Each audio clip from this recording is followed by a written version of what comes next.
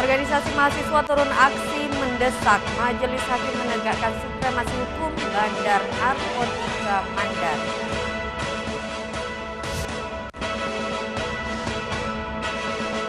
Hingga pertengahan tahun 2022, Polresta Mataram mengungkap 55 kasus penyalahgunaan narkoba.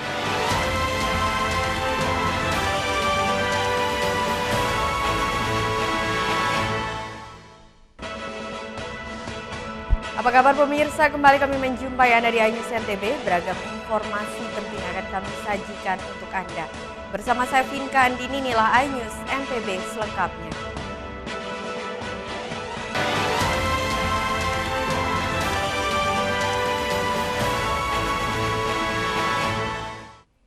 Kita awali dari berita pertama pemirsa. Organisasi mahasiswa yang tergabung dalam Cipayung Plus NTB turun aksi ke kantor Pengadilan Negeri Mataram. Mereka mendesak Majelis Hakim menegakkan supremasi hukum terhadap Bandar Narkoba Mandarin yang sedang menjalani sidang.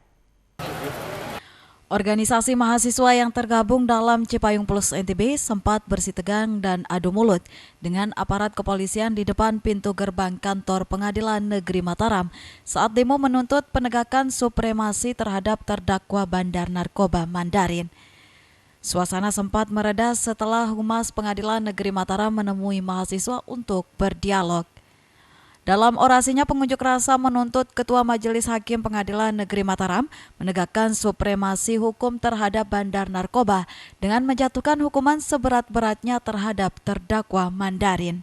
Kita ingin supremasi hukum di Nusa Tenggara Barat ini harus ditegakkan karena setahu ini sudah menjadi rahasia umum saudara-saudaraku sekalian bahwa pengedar-pengedar besar di Nusa Tenggara Barat, khususnya Mandarin yang hari ini bersidang, itu adalah orang yang kebal terhadap proses hukum di Nusa Tenggara Barat hari ini, kawan-kawan sekalian.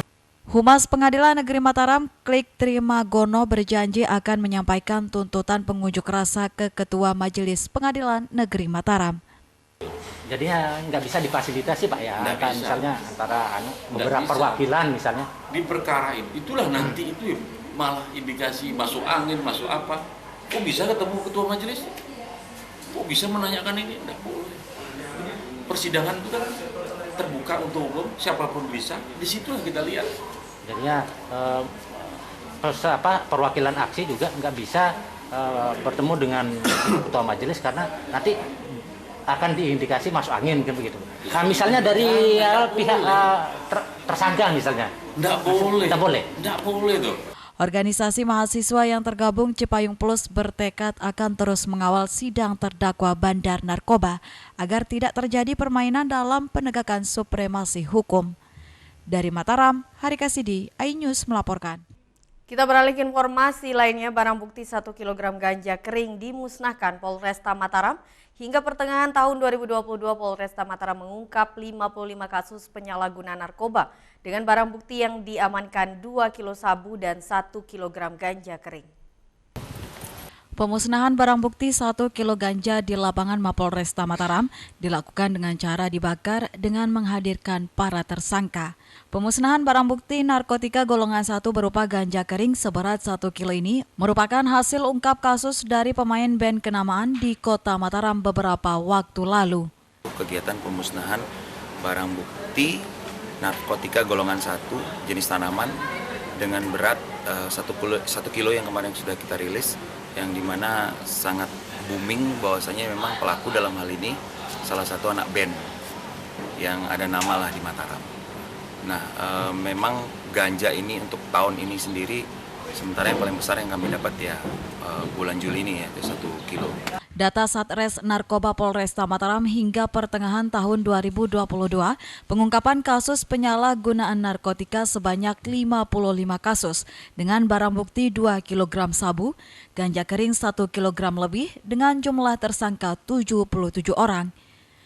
Pemusnahan barang bukti ganja kering dengan cara dibakar turut menghadirkan para tersangka untuk memberikan efek jera dan penyesalan atas perbuatannya. Dari Mataram, Hari Kasidi, iNews melaporkan. Pendistribusian air bersih ke sejumlah wilayah di Lombok Tengah yang dilanda kekeringan masih tersendat karena terkendala minimnya armada pengangkut air bersih. Badan Penanggulangan Bencana Daerah menyediakan 200 tangki air bersih untuk didistribusikan ke sejumlah wilayah di Lombok Tengah yang dilanda kekeringan air. Namun pendistribusian air bersih terkendala armada untuk mendropping air sesuai permintaan, karenanya BPBD Lombok Tengah tidak memiliki armada pengangkut air bersih.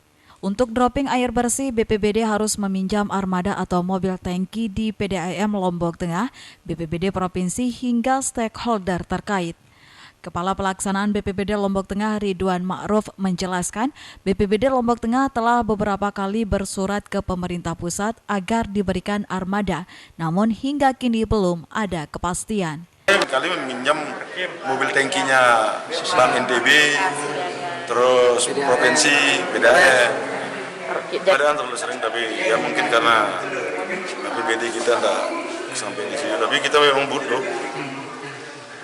Dan kita juga sudah bersurat berkali-kali ke pusat untuk meminta itu. Lalu pusat itu kan dia harus melalui proposal yang harus dibahas di Bappenas juga. BPBD Lombok Tengah berharap permintaan armada pengangkut air bersih dapat segera terrealisasi, sehingga proses pendistribusian air bersih lebih cepat tersalurkan ke masyarakat. Dari Lombok Tengah, Emma Widiawati, iNews melaporkan. Pemirsa, beragam informasi penting lainnya akan kami sajikan untuk Anda sesaat lagi. Tetaplah di iNews NTB.